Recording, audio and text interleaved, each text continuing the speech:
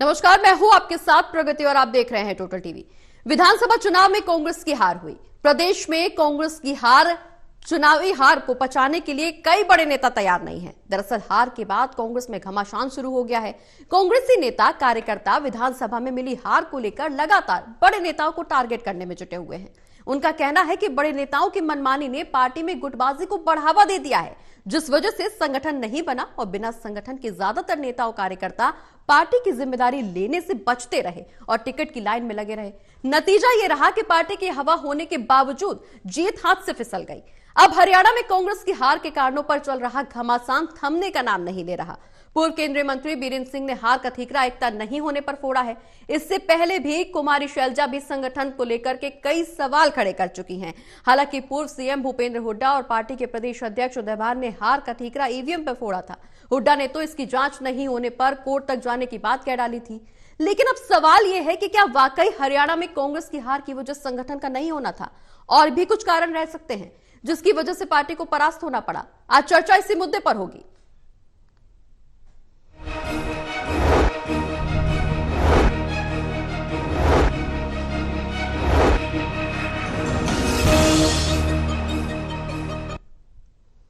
तो कांग्रेस की हार में को लेकर के जो घमासान मचा हुआ है उसके पीछे क्या कुछ कारण है, इस मुद्दे पर चर्चा करने के लिए हमारे साथ आज पैनल में मौजूद है वरिष्ठ पत्रकार वीरेंद्र सोनी जी, एसोसिएट एडिटर देवेंद्र कथुरिया जी और associate editor doctor Mahesh Kumar ji. आप सभी का बहुत बहुत स्वागत है। चर्चा की शुरुआत आप सभी के साथ करेंगे, लेकिन उससे पहले एक रिपोर्ट पर नजर डाल लेते हैं।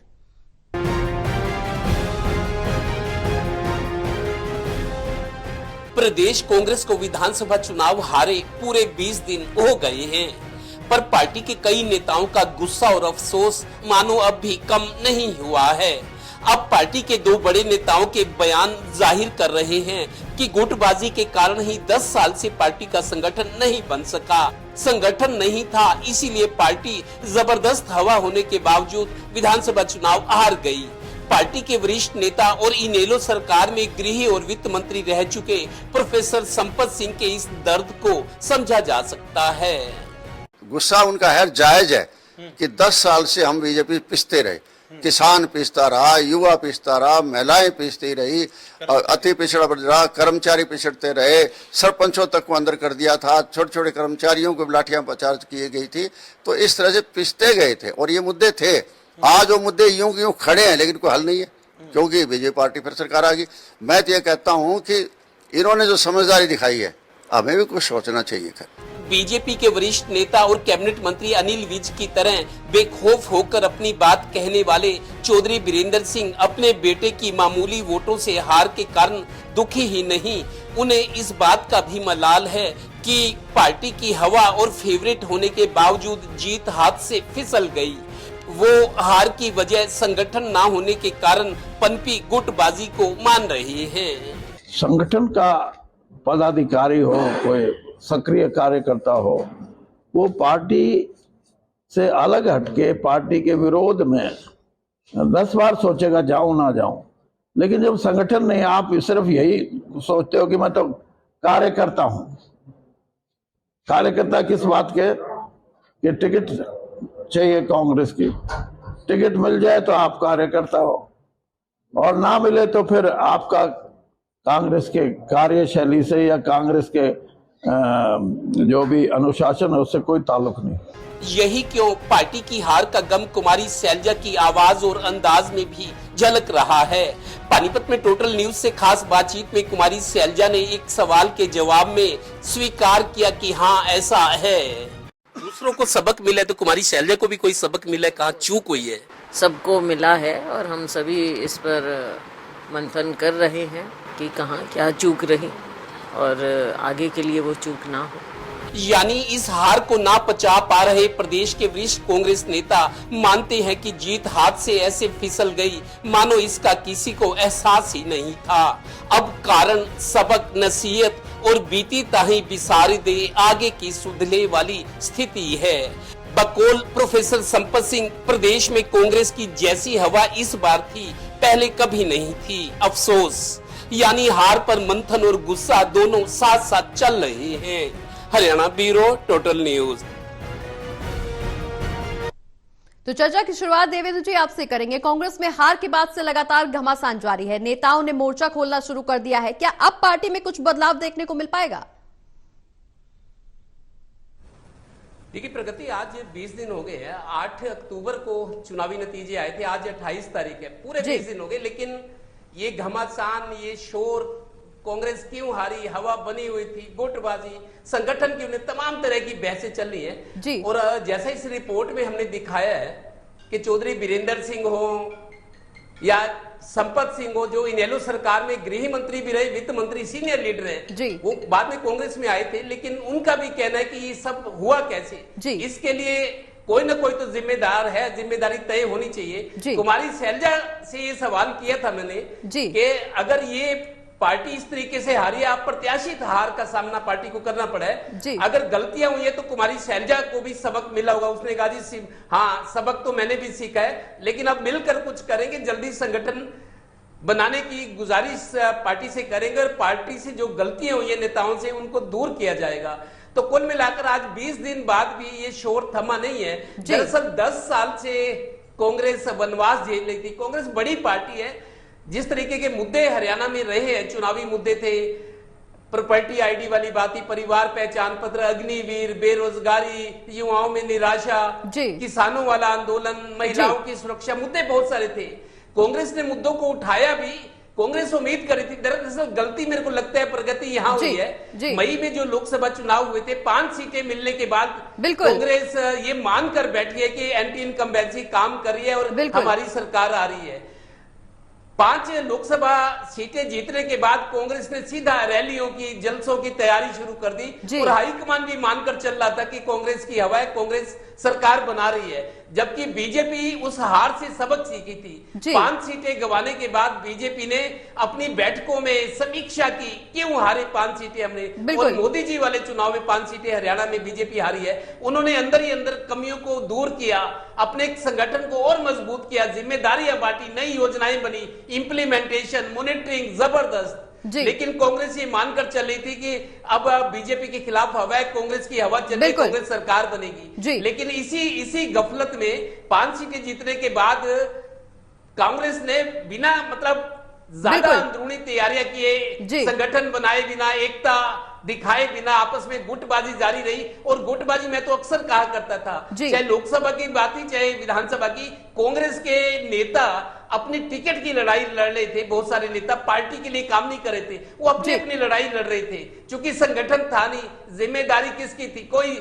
अब देखिए, मोर्चाबंदी तब होती है जब संगठन हो, ड्यूटियां बांटी जाती है कि आपको इस मोर्चे पर काम करना है, इस मोर्चे पर, जिसमें बीजेपी बहुत सशक्त होकर उभरी थी, संगठन मजबूत था, बड़े बड़े नेता, प्रधानमंत्री अमित शाह, बहुत बड़े बड़े नेता है। लेकिन कांग्रेस के प्रचार तो हुआ, लेकिन लास्ट के दिनों में प्रियंका गांधी, राहुल गांधी आए 3-4 दिन के लिए, बस भूपेंद्र हुड्डा, दीपेंद्र हुड्डा दौरे करते रहे और उन्हीं के कंधों पर ये सारा भार था। और मर्जी के फैसले भी उन्होंने किए, जिनको टिकट देनी थी, जो एंटी गुट था उसमें मतलब नाराजगी थी कि आप अपने आदमी को टिकट दे रहे हो, हमारी पूछ नहीं है। जो अंदर की खटास थी, कई कारण रहे जिस वजह से कांग्रेस का ये हश्र हुआ है। बिल्कुल। तो परीक्षा की तैयारी किए बिना नतीजों पर जश्न मनाते रहे कांग्रेसी और अंततः आखिरकार इस दौरान कांग्रेस को हार का सामना करना पड़ा। महेश जी, बीरेंद्र सिंह ने अब मोर्चा खोल दिया है, विरोधी स्वर बढ़ने लगे हैं। कहना यह है कि संगठन नहीं था इसलिए पार्टी हार गई। हालांकि भूपेंद्र हुड्डा का कहना था कि संगठन की जरूरत नहीं है।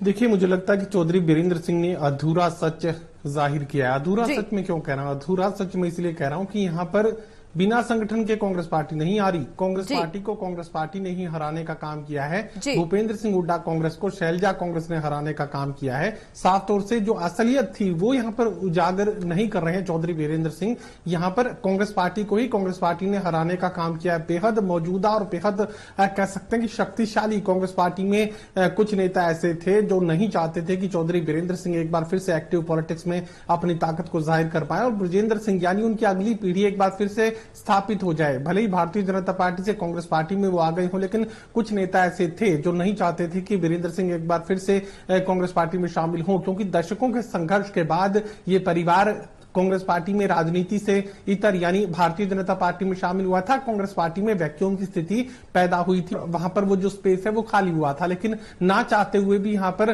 जबरदस्ती एक तरीके से वीरेंद्र सिंह और ब्रजेंद्र सिंह जो है उन नेताओं के लिहाज से कांग्रेस पार्टी में शामिल हुए थे। लेकिन ये हश्र जो यहाँ पर अभी ब्रजेंद्र सिंह को झेलना पड़ रहा है, ये भारतीय जनता पार्टी की वजह से नहीं झेलना पड़ रहा, ये हश्र झेलना पड़ रहा है यहाँ पर कांग्रेस पार्टी की वजह से। कांग्रेस पार्टी के कुछ दिग्गज जो हराने में अपना पूरा दम खम यहां पर लगाए हुए थे। दूसरी बात ये कि यहां पर हवा के भरोसे बैठे थे भूपेंद्र सिंह हुड्डा, और हवा कब बदल गई ये भूपेंद्र सिंह हुड्डा को भी नहीं पता चला, क्योंकि शैलजा कांग्रेस के लोग इलेक्शन से दूर हो चुके थे, इतने ज्यादा निराश हो चुके थे कि उन्हें लगता था कि हुड्डा कांग्रेस अगर सत्ता में आई भी तो उनकी कोई भागीदारी नहीं हो सकती। तो ऐसे में उन्होंने एक तरीके से इलेक्शन से दूरियां कायम कर ली और भूपेंद्र सिंह हुड्डा की हवा कब पलट गई ये हुड्डा साहब को भी पता नहीं चला। तो मैं साफ तौर से ये कहना चाहूंगा कि यहाँ पर संगठन की कमी, देखिए संगठन की जरूरत होती है, कोई इनकार नहीं कर सकता, लेकिन यहाँ जो सबसे बड़ी हार कांग्रेस पार्टी को इतनी हवा के बाद झेलनी पड़ी है वो कांग्रेस पार्टी के लोग कांग्रेस पार्टी को हराने का काम कर रहे थे। और आए दिन मैं कार्यक्रम में जिक्र कर रहा था कि अपने अपने विधानसभा क्षेत्र में जो टिकटार्थी थे जिन्हें टिकट नहीं मिल पाई, वो अपने उम्मीदवार को हराने में अपना पूरा दमखम लगाए हुए थे और अपनी ड्यूटी किसी दूसरे विधानसभा क्षेत्र में लगाए हुए थे, ताकि उस विधानसभा क्षेत्र में अपना जो कामकाज है वो दिखाने का काम करें, लेकिन अपने उम्मीदवार को हराकर ही रहेंगे, वो परिस्थिति थी। और उससे भी बड़ी बात मैं यहाँ पर जाहिर करना चाहता हूं, यहाँ वीरेंद्र सिंह ये कह रहे हैं कि यहाँ संगठन की कमी की वजह से हारे, नहीं, यहाँ अगर हारे तो भारतीय जनता पार्टी की रणनीति की वजह से हारे, क्योंकि जो टिकटार्थी ब्रजेंद्र सिंह के आने की वजह से यहाँ उचाना विधानसभा क्षेत्र में टिकट हासिल नहीं कर पाए, वो निर्दलीय चुनावी मैदान में उतरे और भारतीय जनता पार्टी के उम्मीदवार से ज्यादा आर्थिक पोषण यहां पर आजाद उम्मीदवारों को भारतीय जनता पार्टी ने किया। भारतीय जनता पार्टी के पैसे से अगर कांग्रेस पार्टी के टिकटार्थी चुनाव लड़ रहे थे और 22 हजार वोट वो हासिल कर रहे थे, तो ये वोट कौन सा था? ये वोट था एंटी बीजेपी वोट, और एंटी बीजेपी वोट को आप कांग्रेस के खाते में डाल सकते हैं, क्योंकि Dushyant Chautala, JJP, Indian National Lokdal सबका वजूद ना के बराबर हो चुका था। तो ऐसे में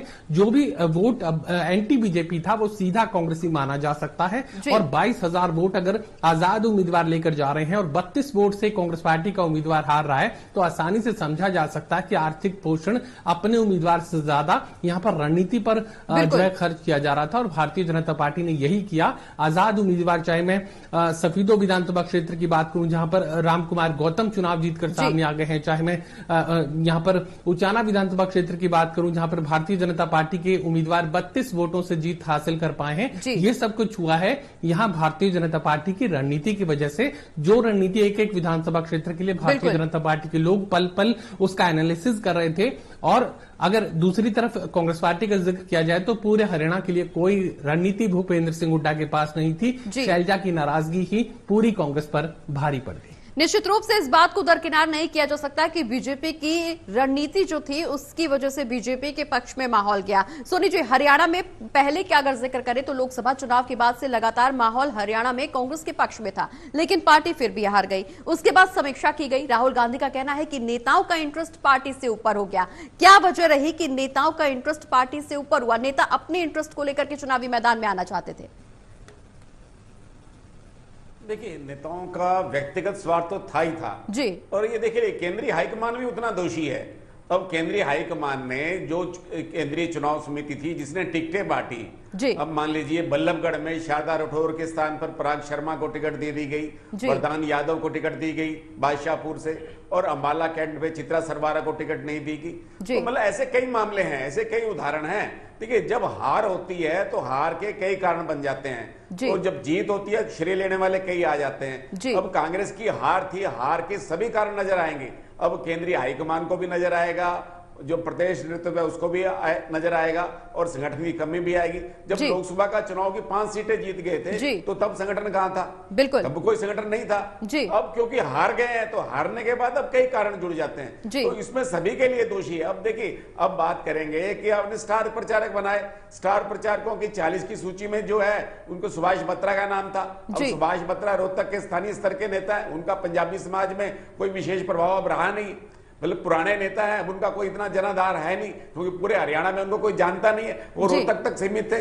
और रोहतक में ही उनको एक तरह से स्टार प्रचारक क्यों बनाया गया, इसकी जवाबदेही तो होनी चाहिए ना। तो मतलब देखिए दोषी तो पूरा हाईकमान भी है। बिल्कुल, हाईकमान ने टिकट वितरण कह रहे थे कि हम सर्वे के आधार पर टिकटें देंगे, तो कहां गए सर्वे? बिल्कुल, सर्वे के आधार पर दी कि नहीं गई।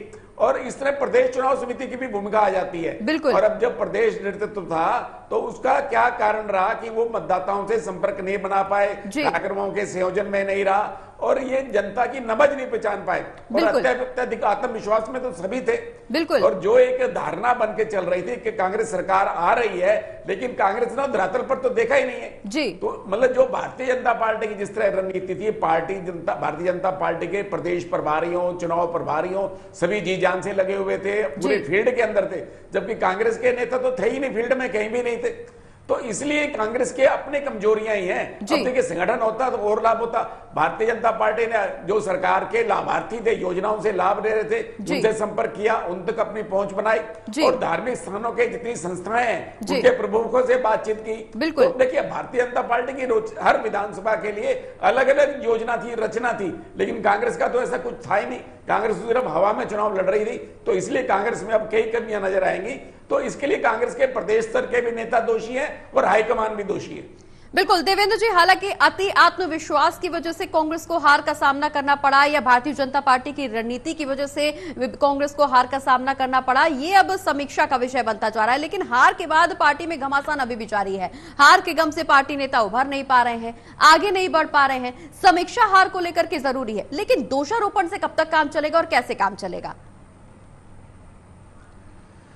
देखिए प्रगति, ये गलतियां कांग्रेस ने पहले भी की हैं। जैसे संगठन नहीं बना, उसकी वजह एंटी भूपेंद्र हुड्डा गुट जो था वो ये कहता था कि भूपेंद्र सिंह हुड्डा जो लिस्ट उन्होंने अपनी तरफ से दी थी, ज्यादातर वो अपने समर्थकों को इसमें जगह देना चाहते हैं, संगठन की जो बात थी पद देना चाहते हैं। और भूपेंद्र हुड्डा चूंकि बड़े प्रभावशाली नेता हैं और उनका पूरी पकड़ भी है हाईकमान पर, बाकी जो नेता हैं वो भी हैं, ऐसी बात नहीं, शैलजा है, रणदीप सुरजेवाला है, कैप्टन अजय यादव है, लेकिन भूपेंद्र हुड्डा चूंकि 2 बार मुख्यमंत्री रहे हैं, बड़े नेताओं से उनकी अच्छी पैठ है, सोनिया गांधी से काफी करीबी रहे हैं, उनके नजदीकी भी रहे हैं और सोनिया गांधी उन पर भरोसा भी करती है। लेकिन राहुल गांधी जब से आए हैं, एक्टिव हुए हैं, आगे आए हैं, प्रियंका गांधी, तब से मेरे को लगता है भूपेंद्र हुड्डा को लेकर थोड़ी सी दिक्कत जरूर थी। उनके जो एंटी गुट के नेता भी कहते थे कि सोनिया गांधी तो भूपेंद्र हुड्डा की बात मानती है, लेकिन बाकी नेता जो बड़े हैं, राहुल गांधी या प्रियंका, थोड़ा सा कहीं ना कहीं मिसअंडरस्टैंडिंग चल रही थी। लेकिन चूंकि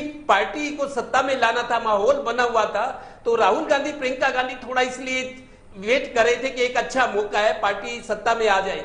और भूपेंद्र हुड्डा ने जिस तरीके से उदय भान को अपनी मर्जी से, अपनी पसंद थी उनकी कि उदय भान को उनकी ट्यूनिंग अच्छी है, उनको प्रदेश अध्यक्ष बनवाया। लेकिन प्रदेश देखिए, तीसरे प्रदेश अध्यक्ष है पिछले 10 साल में।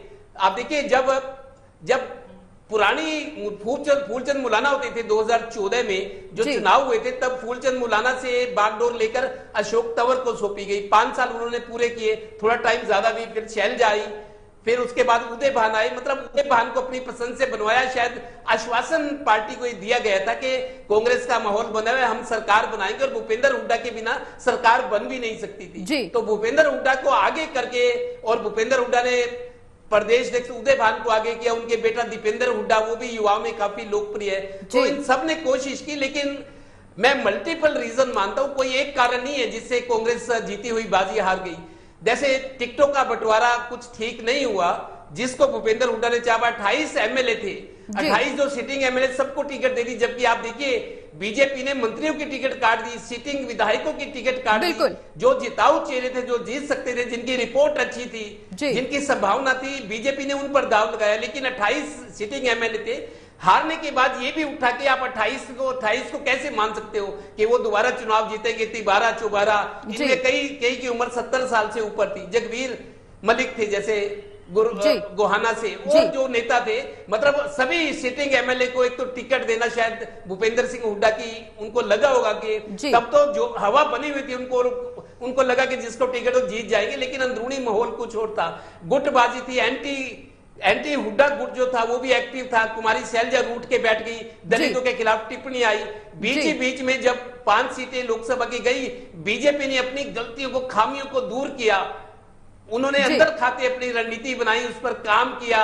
और इस पूरे चुनाव में अगर कांग्रेस हारी है तो आरएसएस की जो कार्यकर्ता है, यूपी से, दिल्ली से और गुजरात तक के बताते हैं लोग जिनके यहाँ तक अप्रोच हुई है कि महिलाएं तक आई थी गुजरात से, दिल्ली से, यूपी से, आरएसएस के कार्यकर्ता थे, लोगों के घरों में गए, उनको समझाया कि प्रॉपर्टी आईडी, गंदगी, नाली में पानी ये मायने नहीं रखता, ये चुनाव बड़ा चुनाव है। बिल्कुल, क्योंकि मोदी जी का चेहरा सामने रखा गया है कि मोदी जी हैं तो आप लोग सुखी रहोगे, इस तरह की कहा गया और उनको बताया नहीं गया, उनको जिम्मेदारी भी दी गई कि आपने 30-40 लोगों को ये बात आगे फीड करनी है, मतलब पूरी चेन बना के अंदर खाते। दलितों के और ओबीसी के सम्मेलन किए गए, किसी को पता ही नहीं, एरिया वाइज विधानसभाओं में एक साथ कई मोर्चों पर बीजेपी ने अपनी रणनीति बनाई थी, उस पर काम हुआ और कांग्रेस अपने अहम में अपनी कमियों से, गुटबाजी से, संगठन न होना, तमाम कारण थे जिससे सारा ये पासा ही पलट गया और आज निराश हैं।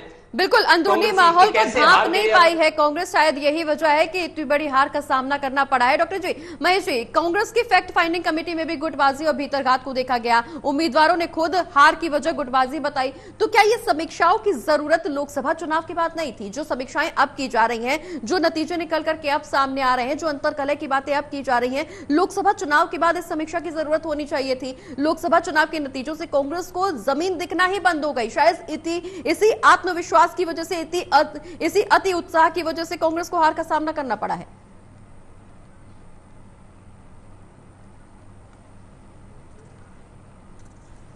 देखिए, मैं अपने कार्यक्रमों में आए दिन यही बात कहता था कि भारतीय जनता पार्टी और कांग्रेस पार्टी में डिफरेंस क्या है। डिफरेंस ये है कि भारतीय जनता पार्टी शरीर में बीमारी आने से पहले एमआरआई और सीटी स्कैन करवाती है और बीमारी के बढ़ने से पहले उसका पूरा पता लगा देती है, जिसका इलाज भी शुरू कर दिया जाता है। लेकिन कांग्रेस पार्टी में मरीज के मरने के बाद उसकी पोस्टमार्टम रिपोर्ट तक लेने की जरूरत कांग्रेस पार्टी में कोई नहीं समझता।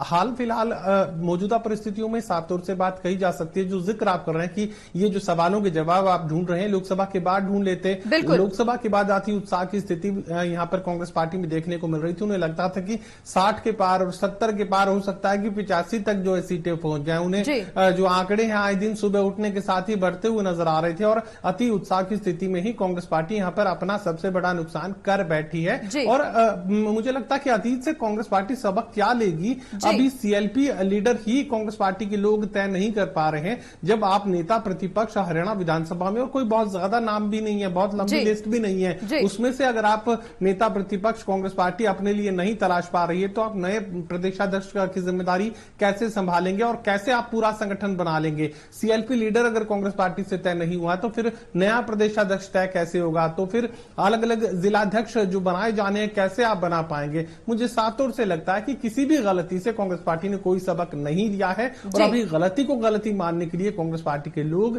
तैयार नहीं है। बिल्कुल, गलती को गलती मानने के लिए तैयार नहीं है। वीरेंद्र जी, जिस तरह से अब कांग्रेस पार्टी में समीक्षा देखने को मिल रही है, एक दूसरे पर हार का ठीकरा फोड़ा जा रहा है, ईवीएम को जिम्मेदार ठहराया जा रहा है, कोर्ट तक बात पहुंचने की बात कही जा रही है, लेकिन अब इस सबसे निष्कर्ष क्या निकलेगा? कांग्रेस तो हार गई चुनावी मैदान में, अब अगला कदम क्या होगा? यहां पर नेता का चुनाव नहीं हो पा रहा है, विपक्ष में बैठने की, विपक्ष की भूमिका कैसे अदा की जाएगी पार्टी की तरफ से, ये एक सवाल बना हुआ है हरियाणा की राजनीति में। पार्टी कैसे उभर पाएगी इस हार से? अगला कदम पार्टी का क्या होगा, अगला स्टैंड क्या होगा? क्योंकि अब सिर्फ हार को लेकर के समीक्षा करने से राजनीति आगे नहीं बढ़ेगी। देखिए, कांग्रेस ने तो सेल्फ गोल किया जी, अपने आप ही गोल किया, तो कांग्रेस को इस बात का विश्लेषण करना चाहिए। कांग्रेस को ईवीएम पर अगर दोष मंड रही है तो कांग्रेस अपनी कमजोरियों पर पर्दा डाल रही है, अपना आकलन नहीं कर रही है, जो जरूरी आकलन करना चाहिए। प्रदेश अध्यक्ष जो है उदय भान, वो अपने निर्वाचन क्षेत्र में हार गए, तो वो जो अपने निर्वाचन क्षेत्र में नहीं जीत सकता, वो पूरे हरियाणा में पार्टी को कैसे जिता पाएगा? अब जीटी रोड बेल्ट पे कांग्रेस का कौन सा नेता था जिसको लोग मानकर चले, आदर्श मानकर चले? और अहिरवाल के अंदर कांग्रेस के पास कौन सा नेता था? देखिए, राव दान सिंह लोकसभा का चुनाव हार गए, उसके बाद फिर आप उनको लड़ा रहे। अहिरवाल में कांग्रेस के पास कोई नेता नहीं था जिसको लोग ये माने कि मुख्यमंत्री पद की दौड़ में हो सकता है। देखिए, भारतीय जनता पार्टी के पास विभिन्न जातियों के नेता थे, कांग्रेस के पास विभिन्न जातियों के नेता नहीं थे। कांग्रेस में तो भूपेंद्र सिंह हुड्डा और कुमारी शैलजा तक ही सीमित थे, इसके अलावा कोई तीसरा नेता नहीं था। अगर तीसरा था तो रणदीप सुरजेवाला था, वो सिर्फ कैथल जिले तक सीमित थे। तो मतलब कांग्रेस को अपनी कमियां जो है उनको ढूंढना चाहिए, उसका विश्लेषण करना चाहिए। और देखिए, आपके पास बहुत अच्छा माहौल था, कांग्रेस अच्छा माहौल होते हुए भी चुनाव क्यों हारी? तो ये बात ठीक है, कांग्रेस के नेताओं का निजी स्वार्थ है और आगे भी रहेगा, निजी स्वार्थ कभी समाप्त नहीं होता, लेकिन आपका संगठन बल जो है, आपकी जो क्षमता है, उसका पूरा उपयोग नहीं होगा। आप विभिन्न जातियों के नेताओं को ताकत नहीं देंगे तो कांग्रेस कमजोर होती रहेगी। बिल्कुल देवेंद्र जी, कांग्रेस कमजोर होती रहेगी, ये इस बात में कितनी सच्चाई है, हालांकि ये तो भविष्य का विषय है, लेकिन जिस तरह से अभी तक कांग्रेस ने जो गलतियां की हैं, भूपेंद्र गुट को आगे बढ़ाना, शैलजा गुट को नजरअंदाज करना, कुमारी शैलजा की नाराजगी कहीं ना कहीं संगठन को यहां पर अंदरूनी जगह पर तोड़ती हुई नजर आई। क्या इससे अब कांग्रेस सबक लेगी? क्या आगे चल करके जो नेताओं की को दरकिनार किया गया, जो उन लोगों को नजरअंदाज किया गया, क्या इससे अब पार्टी आगे सबक ले पाएगी? देखिए प्रगति, ये गुटबाजी जो है, हाईकमान की पकड़ ना होना, ये कोई नई बात नहीं। आप देखिए पिछले कई सालों से समस्या चली आ रही है जी। कई सालों से गुटबाजी होती है। मेरे को लगता है 7-8 साल कम से कम। फूलचंद मौलाना जब गए, 2014 का टाइम था, बीजेपी की हवा बन रही थी, मोदी जी बहुत लोकप्रिय होकर पूरे राष्ट्रीय स्तर पर छा गए। उन दिनों में नेतृत्व बदला था, फूलचंद मौलाना का अशोक तंवर के हाथ बागडोर आई थी। अशोक तंवर राहुल गांधी की टीम के सदस्य माने जाते थे, करीब तब युवा थे। आप देखिए 10 साल पहले तो मतलब उस टाइम अशोक तंवर को पूरे 5 साल हो गए, उनका आरोप था कि मैं चाहता हूं कमेटी बने, संगठन बने, लेकिन बने नहीं दिया जा रहा। यही बात शैलजा कह रही थी बार बार। 5 प्रभारी बदले, आपको बता दूं मैं, 5 के भी 6 प्रभारी बदल चुके हैं और तीसरा प्रदेश है। 10 साल हो गए हैं, 5 से 6 प्रभारी बदल गए, तीसरा प्रदेश अध्यक्ष है। 2 प्रदेश है, एक कुमारी शैलजा 2-2.5 साल कर गई है, 5.5 साल वो पूरा कर गए, अब उदय भान चल रहे हैं। मतलब आप देखिए इतने प्रभारी बदले प्रदेश, लेकिन संगठन नहीं बना। दरअसल हाईकमान की बहुत पकड़ कमजोर हो चुकी है, क्योंकि अब नेता हाईकमान को आंखें दिखाने लगे हैं। उनको ये होता है कि पार्टी के एमएलए को लेकर चले न जाए, पार्टी टूट जाएगी, पार्टी कमजोर हो जाएगी। मतलब हाईकमान की चलने नहीं दी गई ना, हाईकमान का डर रहा। एक लाइन आपको बताता हूँ, प्रगति जो पुराने लोग हैं, जब इंदिरा गांधी होती थी, कहते थे कांग्रेस राज में राजकुमार धवन, आर.के. धवन उनके सचिव होते थे, बताते थे वो जमाना था जब इंदिरा गांधी प्रधानमंत्री थी। अगर किसी मुख्यमंत्री को भी बदलना होता था, 1 घंटा पहले आर.के. धवन फोन करते थे कि आप रिजाइन कर दो, मुख्यमंत्री रिजाइन कर देता था 1 घंटे में, सारा डिसीजन आदेश जाता था और रिजाइन कर देते। अब देखिए कांग्रेस कहां से कहां पहुंचती। हाईकमान को मतलब एक तरह से ब्लैकमेलिंग होती है, दबाव बनाया जाता है। हाईकमान को ये इसलिए मजबूर किया जाता है कि जो हम चाहते हैं हमें करने दो। ये स्थिति अब कांग्रेस की हो चुकी है। बहुत बड़ा बदलाव है, बहुत बड़ा ऑपरेशन भी जरूरी है। अगर कांग्रेस के अस्तित्व को मजबूत रखना है, कांग्रेस को फिर से खड़ा करना है, एक बड़ा ऑपरेशन जरूरी है हरियाणा के लिए। तो बिल्कुल हाईकमान की पकड़ यहां कमजोर हो रही है। कई ऐसी वजह जिसकी वजह से हरियाणा में कांग्रेस को हार का सामना करना पड़ा है। लेकिन अब देखने वाली बात यह होगी कि क्या इस हार के बाद कांग्रेस सबक लेगी, क्या समीक्षा करेगी और आगे की रणनीति पर खरी उतरेगी या नहीं, ये एक बड़ा चर्चा का विषय बना हुआ है। हम एक बार फिर आपके साथ जुड़ेंगे। आप सभी का बहुत बहुत शुक्रिया। एक बार फिर से नए मुद्दे के साथ चर्चा होगी। लेकिन कांग्रेस लगातार अपनी हार को लेकर के अब उभर नहीं पा रही है हार से। कांग्रेस के तमाम नेता हार को पचा नहीं पा रहे हैं। संगठन में की कमी को लेकर के घमासान पार्टी में मचा हुआ है। लेकिन अब देखना यह दिलचस्प हो रहा है क्या इस हार के बाद कांग्रेस का अगला कदम क्या होगा। क्या इस हार से कांग्रेस को सबक मिलेगा या अगला कदम भी इसी तरह से अंदरूनी कलह के बाद सामने आएगा। ये एक बड़ा विषय चर्चा के लिए बना हुआ है। एक छोटे से ब्रेक के लिए रुक रहे हैं, जल्द होंगे हाजिर।